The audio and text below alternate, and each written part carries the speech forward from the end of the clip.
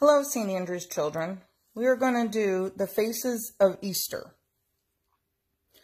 Since Lent prepares us for Easter, we're going to look at what preparations we had.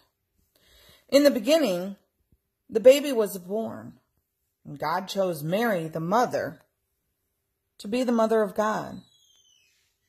And the Word was born with a wordless child.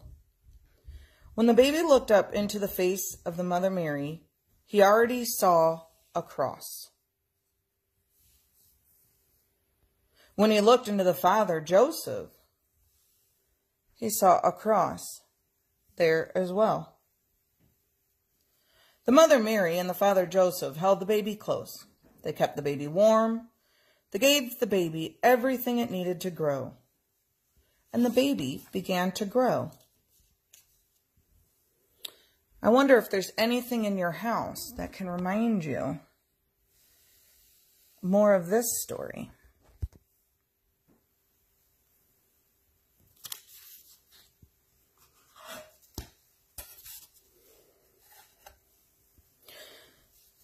The baby grew and became a boy. When he was about 12 years old, he went to his mother Mary and father Joseph, and with many others, to their village of Nazareth. From the village of Nazareth to the great city of Jerusalem, to keep one of the high holy days. When the celebration was over, the people of Nazareth went out through the great high gate and started on the road toward home. Suddenly, Mary and Joseph discovered that Jesus wasn't there. They thought he'd been playing with the other children from the village as they walked together. They hurried back and they found Jesus. He was not where they thought he would be. They had looked in dark, narrow streets. They looked in marketplace. They looked where they spent the night. Everywhere they looked. And finally, they had found him in the temple. He was talking to the rabbis and to the priests. But when he spoke, they listened because he knew so much. When they spoke, he listened because he wanted to learn more. Mary and Joseph then asked Jesus the question all parents ask their children. Why did you do this? And Jesus said something very strange. Didn't you know I'd be in my Father's house?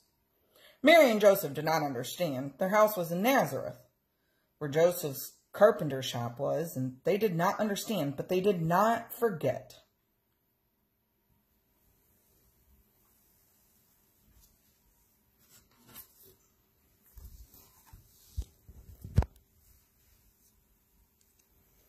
Jesus grew and became a man. When he was about 30 years old, he went to the river Jordan. His cousin John was there baptizing people. Jesus waded into the river until he was face to face with John, and he said, "Baptize me." John looked at Jesus and for the first time saw who he really was and said, How can I baptize you? You're the Messiah, the one we've been waiting for. You should be baptizing me. No, it's written that you will come before me and prepare the way. You, John, must baptize me. Jesus went down into the darkness of the chaos of the water. When John lifted him back up into the light, there were people there who said they saw a dove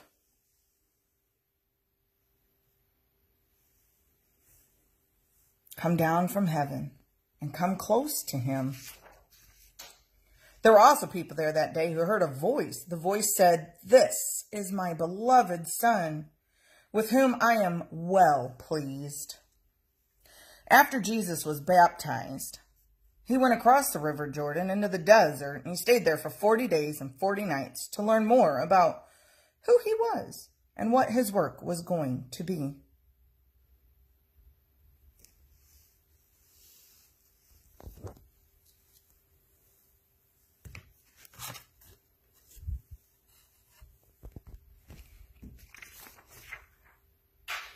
Jesus went into the desert to discover more about who he was and what his work was going to be. He was there for 40 days and 40 nights, little to eat and drink. And one day he heard a voice, and it said, "Why don't you turn one of those stones over there into bread and have something to eat?" Jesus said, "No, to be a real human being, we need more than bread to eat." Suddenly, it was as if Jesus were on top of the great temple in Jerusalem. The voice came back, "If you really are the Son of God, why don't you jump and see if God sends the angels to catch you before you hit those stones below?" Jesus said, "No, we don't need to test God." Then it was as if Jesus could see all the kingdoms of the world. The voice came back, "If you will follow me, I will make you king over all these kingdoms." Again, Jesus said, "No, I am to be a king, but not that kind of king." Well, then the voice went away. Jesus went back across the Jordan to do his work. But what was his work?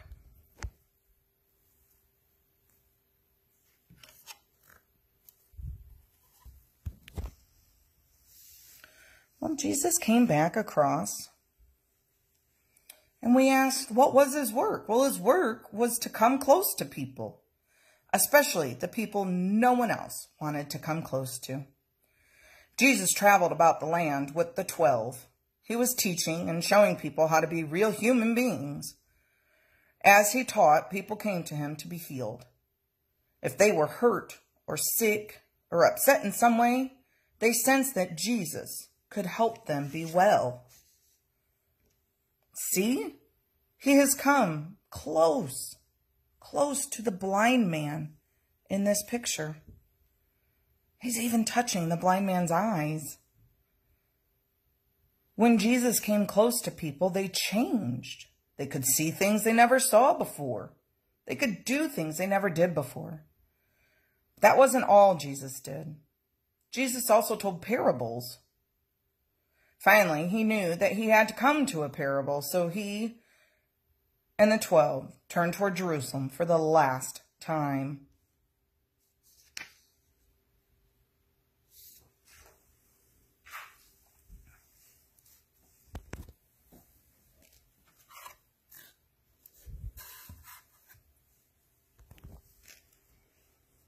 Jesus went to Jerusalem for the last time, and it was the time of the Passover.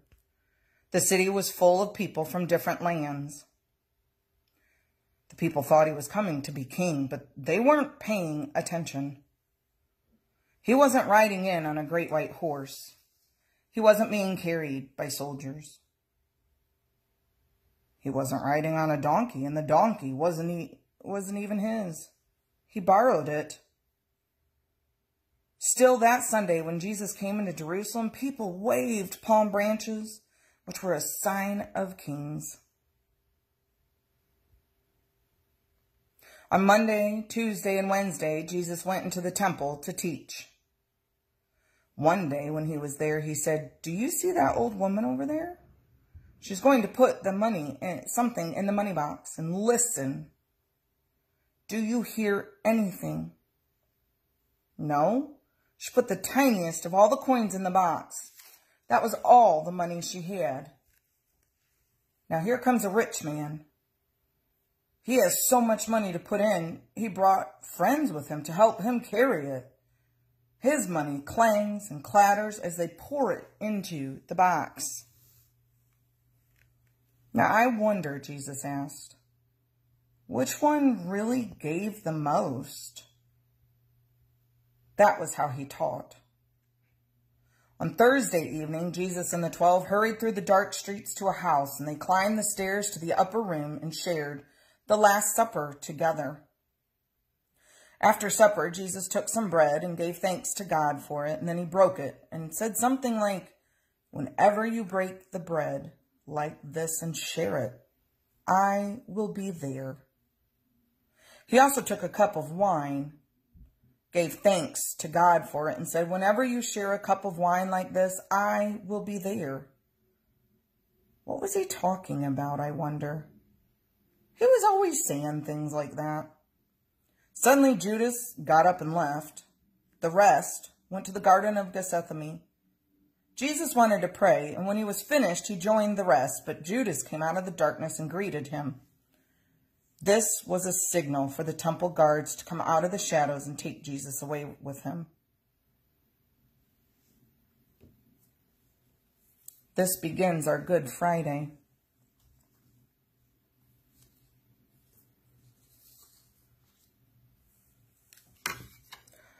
Now the night was a confusing one. The next day, Jesus was taken outside the city, and he was crucified. That afternoon, Jesus died. The sky grew dark. Jesus was taken down from the cross and buried in a cave. A great stone was rolled into the opening of the cave to close it like a door. Saturday was so quiet you could almost hear the earth breathing. On Sunday, it was the women who had the courage to go to the tomb just to be close to Jesus. They wanted to remember. They wanted to remember even if it was sad. When they came to the tomb, they found that the stone had been rolled back and the tomb was empty. Jesus had died on the cross, but somehow he was still with them, as he is with us, especially in the bread and the wine. Now, when you look at this side, you know that there is the other side. And when you know that there is this side, and you look at it, you know this side happened. You cannot pull them apart. These plaques are together. I cannot pull them apart.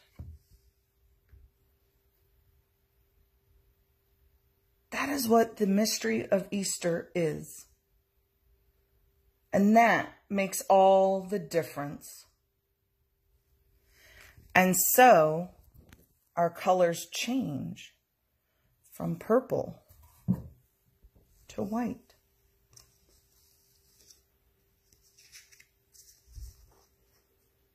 And wait a minute. Something is wrong.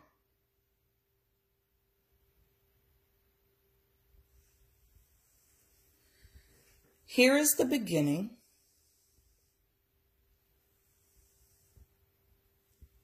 Here is the middle. And here is the end.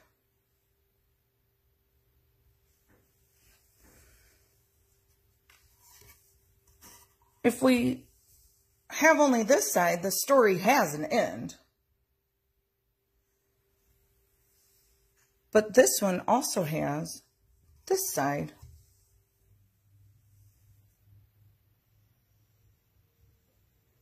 The ending is also a beginning.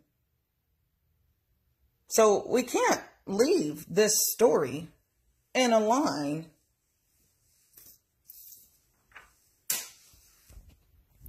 Let's see what we can do.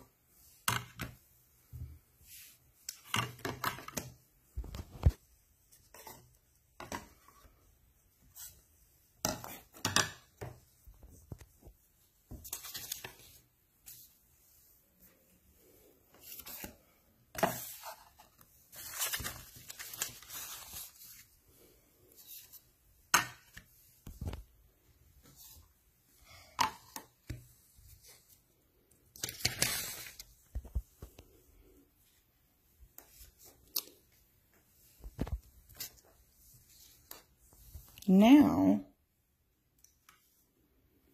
let's see. If we put our story here, our story can go on forever.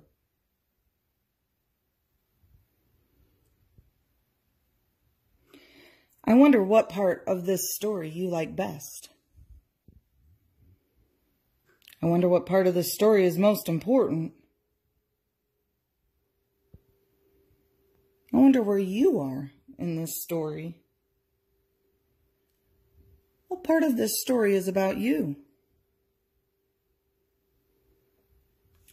I wonder, is there any part of this story we can leave out and still have all the parts we need?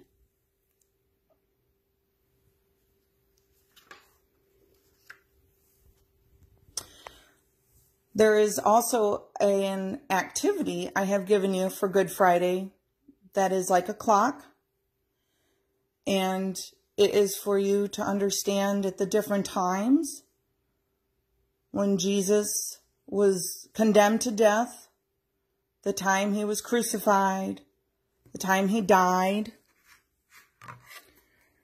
and the time he was buried into the tomb, to remind you of our Good Friday and Holy Week stories. And Sunday morning, we will get to celebrate and have a joyous and happy Easter. I love you all. I miss you. And I hope to see you soon.